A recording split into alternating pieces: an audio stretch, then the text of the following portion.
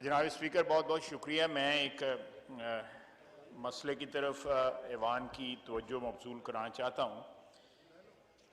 जनाब स्पीकर, पिछले चंद माह से या एक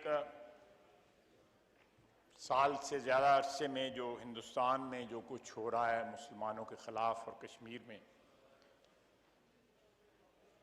बेइंतहा जुल्म हो रहा है कश्मीर में। और अभी रिसेंटली जो तस्वीर आई है कि एक बच्चा जो है 3 साल का, वो अपने नाना के मैयत पे बैठा हुआ है और उसकी तस्वीर वायरल हुई है।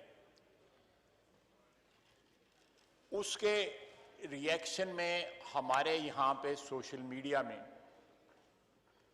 हमारे जो अक़लीती मुसलमान भाई हैं, जो मुख्तलिफ़ अक़लीतों के साथ जिनका ताल्लुक़ है, उनके ख़िलाफ़ सोशल मीडिया के ऊपर एक बड़ी कैंपेन जो है वो सोचे समझे तरीके से चलाई जा रही है। वो जिनकी भी प्रस्तिश करते हैं या जिनको भी मानते हैं, उनके कैरिकेचर्स जो हैं वो पब्लिश हो रहे हैं सोशल मीडिया के ऊपर।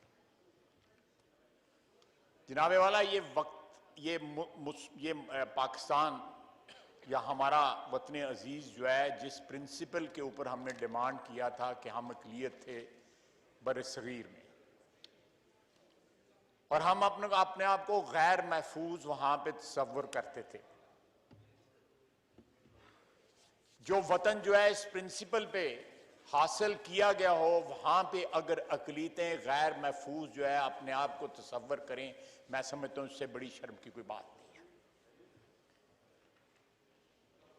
उनकी इबादत गाहें, उनके प्लेसेस ऑफ वर्शिप, जो भी अक़लीतें हैं, वो हमारा फर्ज बनता है बैसियत अक्सरियत के कि हम उनका जो तक़द्दुस है या उनकी जो हिफाजत है उसकी जिम्मेदारी निभाएं।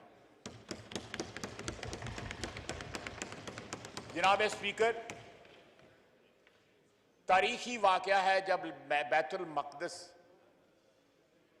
अमीरुल मोमिनीन सैयदना उमर फारूक के वक्त जब फतह हुआ, तो वहां पे जब पहुंचे तो असर का वक्त था। उन्होंने नमाज पढ़ने का इजहार किया कि मैं नमाज पढ़ना चाहता हूं। तो वहां पे आर्च बिशप थे, जो उन्होंने कहा कि आप हमारे कलीसा में पढ़ लें। तो उन्होंने कहा नहीं, मैं बाहर पढ़ूंगा, जहां पे आज मस्जिद उमर है, वो एक बेकार सी जगह थी। उन्होंने कहा यहां पढ़ूंगा ताकि मेरे आने वाले आपके इस कलीसा को जो है किसी मस्जिद में जो है तब्दील ना कर दें। तो अलहदा वहां पे मस्जिद बनी। हमारी ये हमारी रवायात हैं, ये हमारी तारीख का हिस्सा है कि मुसलमानों की सल्तनत में या हुकूमत में 1400 साल में कभी अक़लीतें जो हैं वो गैर महफूज नहीं हुई। यहां पे 80 की दहाई और उसके बाद की जो शिद्दत पसंदी है, उन्होंने हमारी सोच को जो है वो मजरू कर दिया है। हमारी यहां पे ऐसी फॉल्ट लाइंस क्रिएट हो गई हैं जो हमारी तबाही का खुदा नखास्ता बायस बन सकती हैं।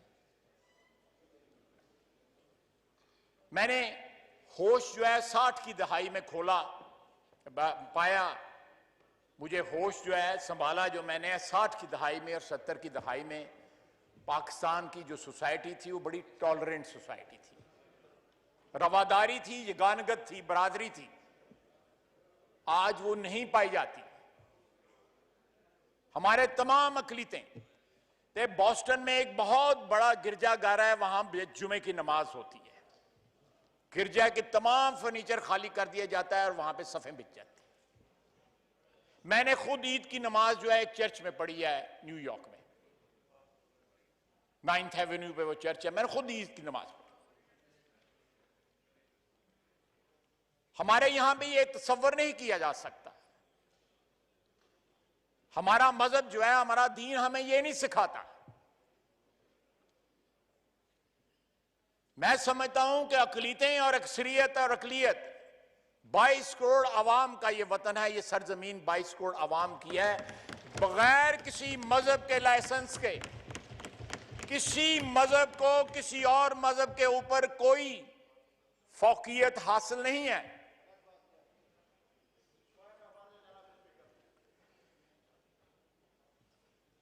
जी प्लीज। इन्होंने पाकिस्तान के खिलाफ इन्होंने तहरीक चलाई थी, कायदे आजम को काफिर आजम कहा था। वो सामने जिसकी तस्वीर है उसको इन्होंने काफिर आजम कहा था। मुझे मुझे मुझे रिटेलिएट करना पड़ा है। जिसकी तस्वीर के नीचे स्पीकर साहब आप बैठे हुए हैं या जिसकी तस्वीर के सामने मैं खड़ा होकर बोल रहा हूं, ये उसकी तरबियत नहीं थी। मेरी तरबियत जो है वो तरबियत है जो बानी पाकिस्तान की तरबियत है। मेरी तरबियत वो नहीं है जो इनकी तरबियत है।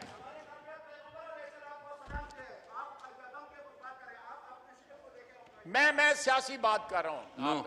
No comments please. जनाबे स्पीकर, इस माहौल में हम जो रिप्रेजेंटेटिव्स हैं पब्लिक ओपिनियन के, हम जो नुमाइंदे हैं इस मुल्क में, मुल्क की आवाम के, हमारे ऊपर it is incumbent upon us कि हम टॉलरेंस को जो है फरोग दें इस मुल्क के अंदर, रवादारी को फरोग दें इस मुल्क के अंदर, यगानगत को फरोग दें इस मुल्क के अंदर, और जो सुन्नत है सल्लल्लाहु अलैहि वसल्लम सरवर कायनात की, उसको फरोग दें, उस पर अमल करें। उनके दौर में और उसके बाद खुलफा के दौर में अक़लियतें गैर महफूज नहीं थी, वो महफूज अपने आप को तसव्वुर करती थी मुसलमानों की हुक्मरानी में। वमा अलैना इल्लल बलाग। बहुत बहुत शुक्रिया। कर लीजिए। मैंने हकूक के बराबरी की जो बात की है वो पाकिस्तान के आइन में दर्ज है। वो एक आइनी बात है जिसका हमने हल्फ लिया हुआ है, और आइन के तहत जो है तमाम पाकिस्तानी जो है ना, उनके हकूक जो है, आइनी हकूक जो है वो बराबर है।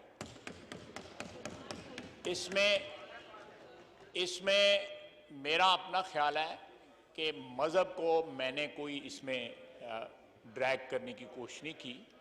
ये इशू है बेसिकली बुनियादी हकूक जो आइन ने पाकिस्तानी शहरी को, फंडामेंटल राइट्स का, जिसको मैंने रेज किया है।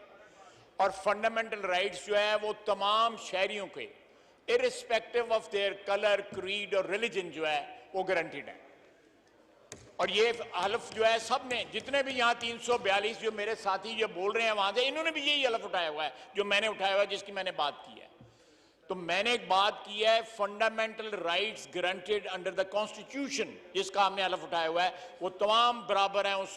उसमें कलर, क्रीड और रिलीजन जो है उसकी तफरीक नहीं है। मैं ये नूरुल हक कादरी साहब।